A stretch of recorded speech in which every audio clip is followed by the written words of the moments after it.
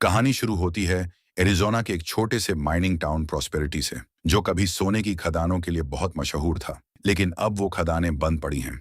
एक रात एक आदमी जहरीले केमिकल से भरा ट्रक चला रहा होता है। तभी सड़क के बीच में एक खरगोश आ जाता है। खरगोश को बचाने के चक्कर में वो ट्रक मोड़ देता है और उसी वक्त ट्रक से एक जहरीला बैरल गिरकर पास के तालाब में जा गिरता है। अगले दिन जोशुआ नाम का एक आदमी उसी तालाब के पास आता है कीड़े पकड़ने। उसे पता नहीं होता कि तालाब का पानी अब जहरीला हो चुका है।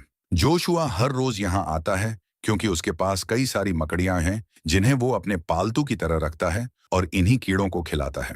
कुछ दिनों बाद उसका दोस्त माइक उससे मिलने आता है क्योंकि उसे भी मकड़ियों में दिलचस्पी होती है। लेकिन जब एक मकड़ी कांच पर कूद जाती है तो माइक डर जाता है। तभी वो नोटिस करता है कि मकड़ियां अब बहुत बड़ी हो चुकी हैं। जोशुआ बताता है कि वो उन्हें कुछ खास जादुई झींगुर खिलाता है और सोचता है कि उसकी ये खोज उसे बहुत अमीर बना देगी। उसी दौरान एक बड़ी टैरेंटुला अपने पिंजरे से भाग जाती है। जोशुआ उसे ढूंढने लगता है और माइक को अपनी कैनुएला नाम की जहरीली रानी मकड़ी दिखाता है, जो अपने शिकार को अंदर से गलाने वाली अम्लीय जहरीली तरल बनाती है। माइक के स्कूल चले जाने के बाद जोशुआ नोटिस करता है कि एक मकड़ी गायब है।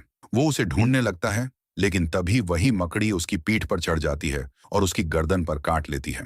जोशुआ दर्द से चीखने लगता है और गलती से सारे पिंजरे तोड़ देता है। अब सारी मकड़ियां यूं आजाद होकर कमरे में फैल जाती हैं, यहाँ तक कि जोशुआ के तोते पर भी हमला कर देती हैं। एक हफ्ते बाद माइक दोबारा जोशुआ से मिलने जाता है, लेकिन तालाब के पास उसकी माँ सामंथा, जो शहर की शेरिफा होती है, उसे रोक लेती है।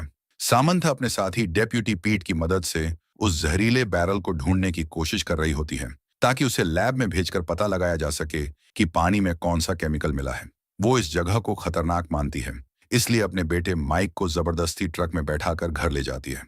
रास्ते में कुछ टीनेजर लड़के अपनी बाइक से तेजी में स्टंट कर रहे होते हैं।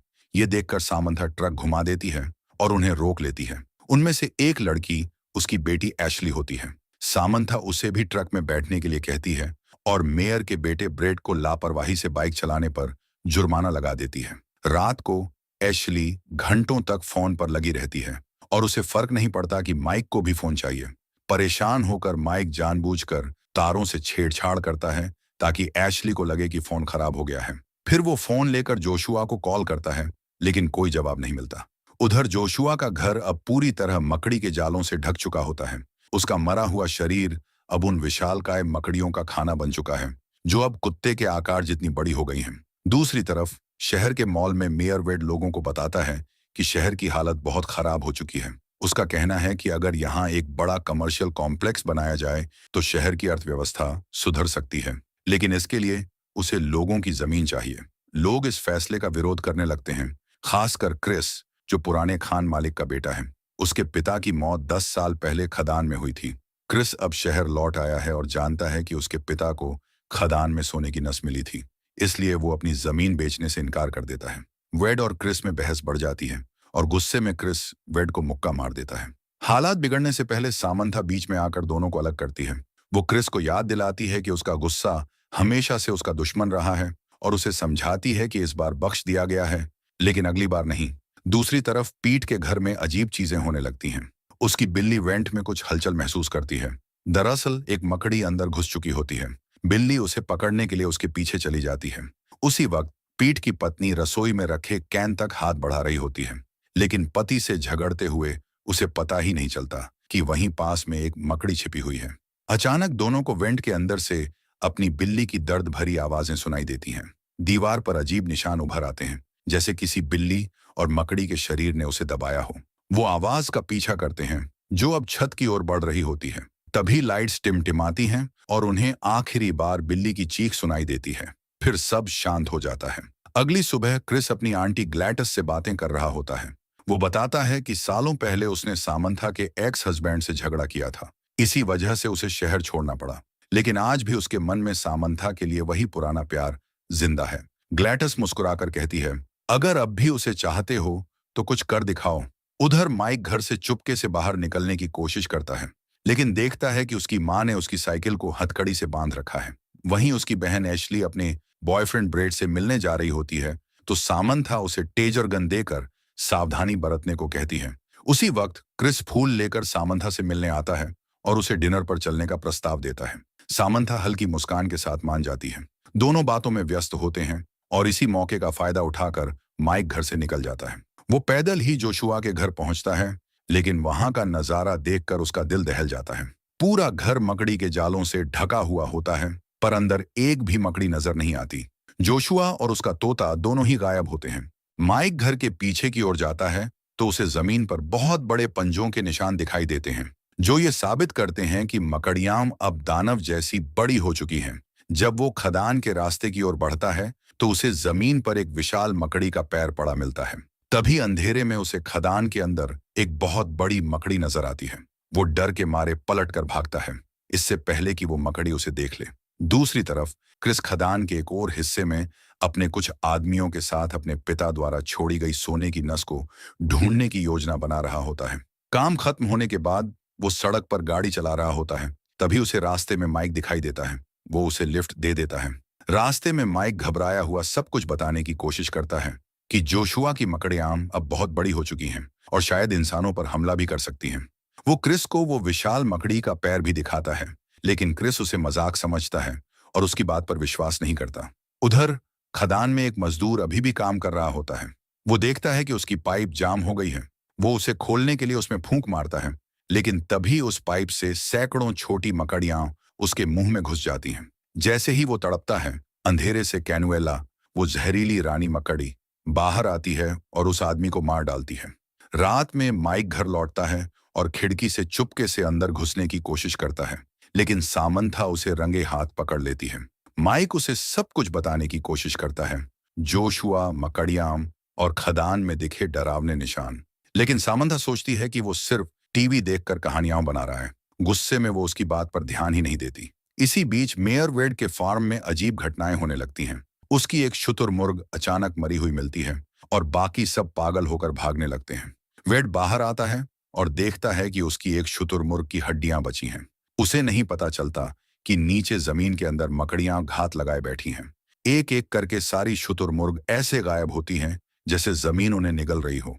अगले दिन शहर का रेडियो होस्ट हैरन अपने शो में इन घटनाओं पर चर्चा करता है।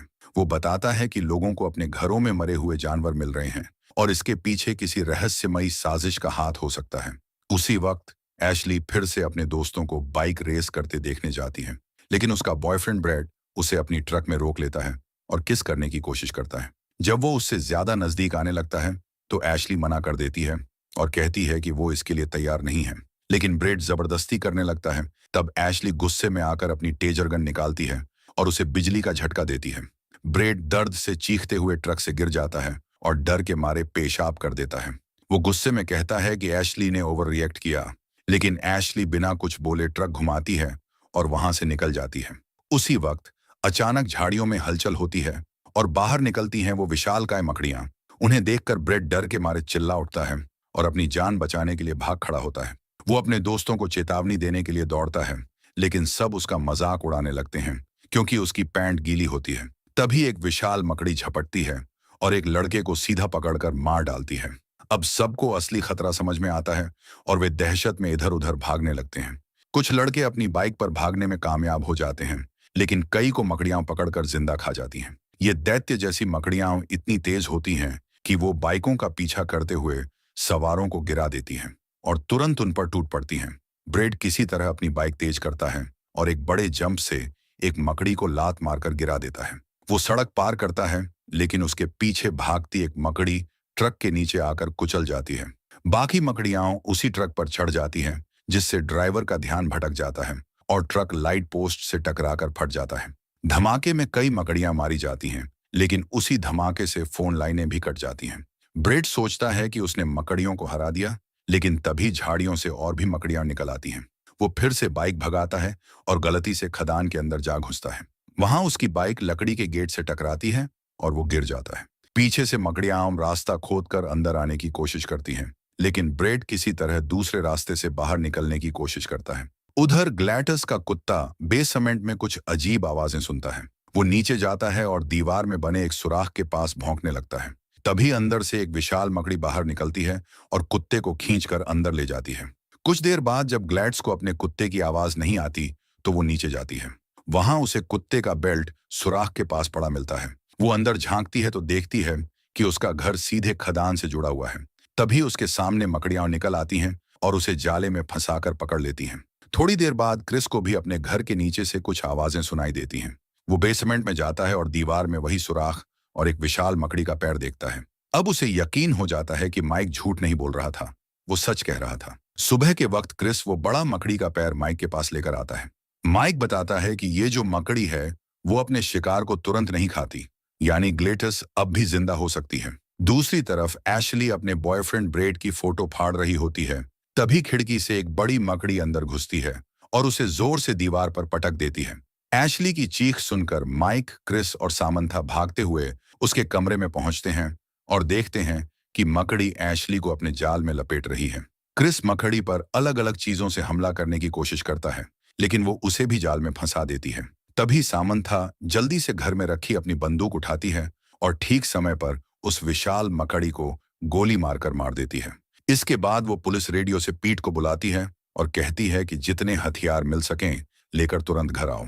दूसरी तरफ खदानों में ब्रेट अब भी बाहर निकलने का रास्ता ढूंढ रहा होता है। तभी उसे एक मरा हुआ मजदूर दिखता है। पास में बहुत से लोग मकड़ी के जाल में लिपटे पड़े हैं, जिनमें से कुछ अभी भी जिंदा हैं। वो डर के मारे देखता है कि कैनुएला नाम की बड़ी मकड़ी जिंदा इंसानों को खा रही है। ब्रेड डर कर वहां से भाग निकलता है। इसी बीच शहर के एक नाई की दुकान बंद करते वक्त दो बड़ी मकड़ियां उसके दोस्त पर कूद पड़ती हैं और उसे जाल में लपेटने लगती हैं। उधर पुलिस स्टेशन में पीट हथियार इकट्ठा करता है और कार लेकर निकल पड़ता है। उसे पता नहीं होता कि कई विशाल मकड़ियां उसके पीछे पीछे चल रही हैं। जब वो सामंथा के घर पहुंचता है तो उसे अपनी कार की छत पर कुछ आवाज सुनाई देती है। वो बिना देखे ऊपर गोली चला देता है, जिससे हरे रंग का चिपचिपा तरल उसके चेहरे पर गिरता है। उसी वक्त घर से सब लोग बाहर आते हैं और सामंथा तुरंत उस मकड़ी पर गोली चला देती है, जिससे सबको कार में बैठने का रास्ता मिल जाता है। एक और मकड़ी उन पर हमला करने की कोशिश करती है, लेकिन क्रिस तुरंत गोली चलाकर उसे मार देता है। फिर सब लोग पुलिस की कार में बैठकर शहर से निकलते हैं। जैसे ही कार सड़कों से गुजरती है, दर्जनों मकड़ियां उसे देख लेती हैं और उसके पीछे दौड़ पड़ती हैं। आखिरकार सब लोग हारलैंड के ट्रेलर तक पहुंचते हैं। वहां सामंथा उसका रेडियो शो अपने हाथ में ले लेती है और पूरे इलाके के लोगों को चेतावनी देती है कि शहर में विशाल मकड़ियां घूम रही हैं। लेकिन कोई उसकी बात पर यकीन नहीं करता, क्योंकि हारलैंड का शो हमेशा झूठी एलियन कहानियों से भरा होता है। तभी अचानक एक बहुत बड़ी टारंटुला मकड़ी ट्रेलर पर हमला कर देती है और उसे जोर जोर से हिलाने लगती है। सामंथा आखिरी बार रेडियो पर संदेश देती है कि सब लोग मॉल में पहुंच जाएं। वहां की सीमेंट की दीवारें उन्हें सुरक्षित रखेंगी। मकड़ी ट्रेलर को धक्का देती रहती है, जबकि पीठ लगातार उस पर गोलियां चलाता है। आखिरकार वो मकड़ी जमीन पर गिरकर मर जाती है, लेकिन साथ ही ट्रेलर भी गिर जाता है और अंदर मौजूद लोगों की चीखें रेडियो पर सुनाई देती हैं। इतने में दूसरी टारंटुला मकड़ी अपने साथ कई छोटी मकड़ियां लेकर आती है, जिससे टीम जल्दी से कार में बैठकर वहां से भागती है। शहर में दूसरी तरफ एक गाड़ी चलाने में दिक्कत हो रही होती है, क्योंकि उसकी छत पर भी एक मकड़ी चिपकी होती है, जिससे वो गाड़ी टकरा जाती है। लोग बाहर निकलकर देखते हैं तो सड़कों पर सैकड़ों मकड़ियां दौड़ती दिखती हैं। पूरा शहर दहशत में आ जाता है। लोग इधर उधर भाग रहे हैं। मकड़ियां खिड़कियां तोड़कर अंदर घुस रही हैं, छतों पर कूदकर इंसानों को मार रही हैं। कुछ मकड़ियां जमीन के नीचे से निकलकर हमला करती हैं। एक आदमी सीढ़ी को पुल की तरह इस्तेमाल करके अपनी कार तक पहुंचने की कोशिश करता है, लेकिन मकड़ियां चालाकी से उसकी कार के दरवाजे फाड़ देती हैं और उसे भी पकड़ लेती हैं। जब सामंथा की टीम वहां पहुंचती है और पूरे शहर का हाहाकार देखती है, तो वो पुलिस स्पीकर से सबको चिल्लाकर कहती है, सब लोग मॉल की तरफ भागो। इस वक्त मॉल में सिर्फ कुछ वर्कर और वेड मौजूद होता है, जो भीड़ को आते देख खुश हो जाता है, क्योंकि उसे लगता है कि सब लोग उसे देखने आए हैं। जैसे ही लोग मॉल में भागते हैं, सामंथा और पीट दरवाजे पर रुककर आने वाली मकड़ियों पर गोलियां चलाते हैं, ताकि बाकी लोग सुरक्षित अंदर पहुंच जाएं। जैसे ही सभी अंदर पहुंचते हैं, एक वर्कर गेट को बंद कर देता है, तो सामंथा और पीट भी दौड़कर अंदर आते हैं और गेट नीचे गिरने से पहले दरवाजों को बंद कर लेते हैं। दरवाजे सुरक्षित होने के बाद सभी के बीच बहस शुरू हो जाती है कि अब आगे कैसे बढ़ना है। उन्हें सेना को बुलाने की जरूरत है और वेड बताता है कि उसके पास मोबाइल है, लेकिन सिग्नल बहुत कमजोर है। इसलिए क्रिस और हार्लोन स्वयं छत पर जाकर एंटेना इस्तेमाल करने की कोशिश करते हैं। बाकी लोग हर दुकान में हथियार तलाशते हैं। माइक कुछ परफ्यूम की बोतलें लेकर क्रिस को देता है और बताता है कि ये मकड़ियों की तेज सूंघने की क्षमता को भ्रमित कर सकती हैं। कुछ ही मिनटों में क्रिस और हार्लोन छत पर पहुंच जाते हैं। क्रिस एंटेना पर चढ़ना शुरू करता है और मकड़ियां भी बिल्डिंग पर चढ़ रही होती हैं। हार्लोन कुछ गोलियां चलाकर उन्हें पीछे रखने की कोशिश करता है और आखिरकार क्रिस सिग्नल पकड़ लेता है।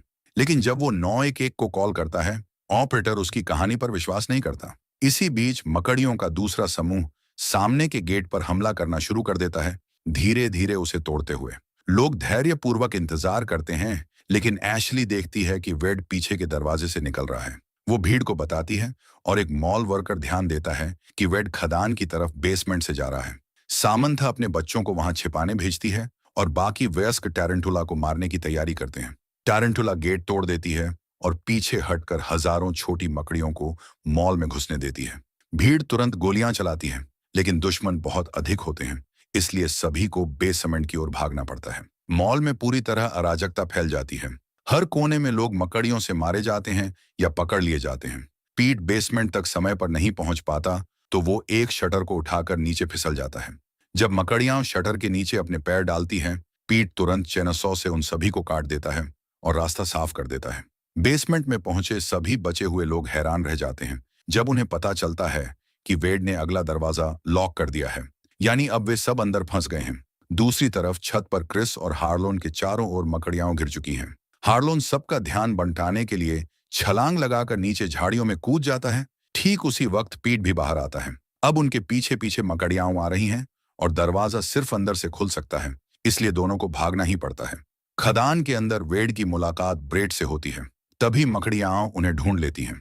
वेड ब्रेड की बाइक लेकर भागने की कोशिश करता है, लेकिन एक विशाल मकड़ी उसे पकड़कर अंदर घसीट ले जाती है। ये देखकर ब्रेड समझ जाता है कि अब जान बचाने का एक ही रास्ता है, बाइक पर बैठकर तेजी से भाग जाना। उधर मॉल में बार्बर छिपे हुए कोने से बाहर आता है, लेकिन उसे पता नहीं चलता कि पास का तंबू हिल रहा है। अचानक एक मकड़ी वहां से निकलती है और उस पर झपट पड़ती है। वापस छत पर क्रिस एंटेना पर थोड़ा और ऊपर चढ़ता है और केबल्स पकड़कर नीचे फिसलता हुआ वेंट्स के रास्ते सीधे मॉल के अंदर पहुंच जाता है। सामंथा उसे जालियों में फंसा देख लेती है और जल्दी से निकालकर बाकी सबके साथ बेसमेंट में चली जाती है। अचानक दरवाजे पर जोरदार धमाके होने लगते हैं और पल भर में वो गिर जाता है। लेकिन डरने की बात नहीं, वो कोई मकड़ी नहीं बल्कि ब्रेड होता है, जो मशीन की मदद से रास्ता खोल रहा होता है। उसके पीछे कुछ मकड़ियां होती हैं जिन पर सब लोग मिलकर गोलियां चलाते हैं और उन्हें खत्म कर देते हैं। लेकिन मकड़ियां अभी भी दूसरे दरवाजे को तोड़ने की कोशिश कर रही होती हैं। इसलिए सामंथा तुरंत मशीन को खिसकाकर उस दरवाजे के सामने लगा देती है ताकि रास्ता बंद हो जाए। फिर वो बाकी लोगों के साथ खदान के रास्ते से बाहर निकलने लगती है। जैसे ही सब लोग सुरंगों के अंदर दौड़ रहे होते हैं, क्रिस को एक अजीब सी गंध महसूस होती है। वो तुरंत समझ जाता है कि ये मीथेन गैस है, यानी जरा सी चिंगारी भी पूरी खदान को उड़ा सकती है। अंधेरे में चलते वक्त एक मॉल वर्कर गलत रास्ते पर चला जाता है और तभी एक विशाल मकड़ी उस पर झपट कर उसे घसीट ले जाती है। कुछ सेकंड बाद दूसरी मकड़ी भी हमला करती है, लेकिन ग्रुप के लोग क्रॉसबो से उसे बिना कोई चिंगारी पैदा किए खत्म कर देते हैं। थोड़ा आगे जाकर उन्हें मकड़ियों का घोंसला मिलता है, जहां कई इंसान जाल में लिपटे हुए कैद हैं और रानी मकड़ी उन्हें खाने की तैयारी कर रही होती है। अचानक छत से कुछ गिरता है, सब डर जाते हैं, लेकिन वो वेड होता है जो खुद जाल में फंसा होता है। उसे आजाद कराने के बाद क्रिस सामंथा से कहता है कि वो बाकी लोगों को लेकर बाहर निकले, जबकि वो ग्लैड्स को ढूंढने के लिए रुकेगा। जाने से पहले क्रिस अपने दिल की बात कहने की कोशिश करता है, लेकिन सामंथा मुस्कुराते हुए बताती है कि उसे पहले से पता था, और ये भी कि उसने उसके पति को इसलिए पीटा था क्योंकि वो उसे धोखा दे रहा था। दोनों एक छोटे से गुड बाय किस के साथ अलग हो जाते हैं। उधर बेसमेंट में टैरेंटुला दरवाजा तोड़कर अंदर घुस आती है और बाकी मकड़ियों के साथ लोगों का पीछा करने लगती है। वहीं खदान के अंदर क्रिस कई जालों में लिपटी लाशें देखता है, जब तक कि उसे ग्लैटिस जिंदा नहीं मिल जाती। तभी वो देखती है कि उनके पीछे ही सोने की खदान है, वही जो उसके पिता ने खोजी थी। उसी वक्त कानुएला, वो घातक रानी मकड़ी, वहां आ जाती है। क्रिस गोली नहीं चला सकता क्योंकि एक चिंगारी सब कुछ उड़ा देगी, इसलिए वो चतुराई से परफ्यूम फेंक देता है। कानुएला घबरा जाती है और इसी मौके का फायदा उठाकर क्रिस और ग्लैड्स ब्रेड की बाइक पर भाग निकलते हैं। रास्ते में क्रिस एक माचिस की डिब्बी को एक लैंप के अंदर छिपा देता है। जब कानुएला उनका पीछा कर रही होती है, तब बाहर बाकी लोग जनरेटर तक पहुंचते हैं, लेकिन उसमें गैस नहीं होती। तभी एशली समझदारी दिखाती है और अपना टेसर इस्तेमाल करती है, जिससे जनरेटर चल पड़ता है। जैसे ही लाइट्स जलती हैं, चिंगारियां फैलती हैं और माचिस से एक भारी धमाका पूरे सुरंग को आग की लपटों में झोंक देता है। क्रिस और ग्लैटस तेजी से बाहर निकल आते हैं, लेकिन सभी मकड़ियाओं, यहाँ तक कि रानी कानुएला भी धुएं और आग में जलकर खत्म हो जाती हैं।